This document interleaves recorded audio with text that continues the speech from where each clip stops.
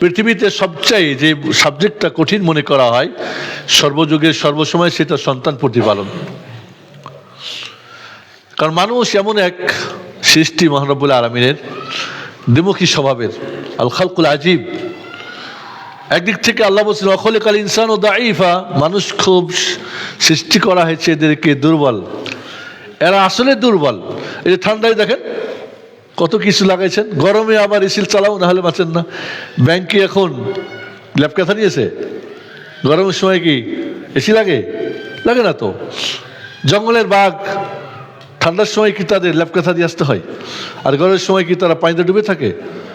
কিন্তু মানুষ এক দুর্বল, আসে একেবারে নিঃস্ব হাতে, খালি হাতে। পুরো জীবনটা শুধু দুনিয়ার পুরোটাই কিভাবে তার পকেটে নিয়ে আসবে সে চিন্তায় থাকে, আবার চলে যায় কি খালি হাতে। দেখেন কি আশ্চর্য, ও জানে আসছি খালি হাতে, যাব খালি হাতে, কিন্তু মধ্যখানে তার কাণ্ডকর্ম দেখো। এই যে মানুষ একটা আশ্চর্য আল্লাহর সৃষ্টি, এই সৃষ্টিকে কন্ট্রোল করার জন্য কিন্তু বিধান। ফেরেশতাদের জন্য কোনো কি নাই, নবী রাসূল নেই, গাছপালার জন্য নাই, জড়পদার্থ নাই, সিংহবাগটা কারোর জন্য নাই, এই মানুষ আর জিনের জন্য, কারণ এটা দ্বিমুখী স্বভাবের।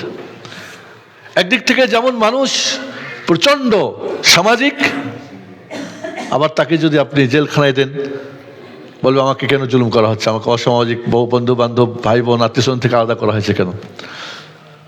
9 ভাইয়ের 1 ভাই, 9 বোনের 1 ভাই, সবার ছোট, সবাই তাকে একেবারে সন্তানের মতো করে আদর করে বড় করেছে।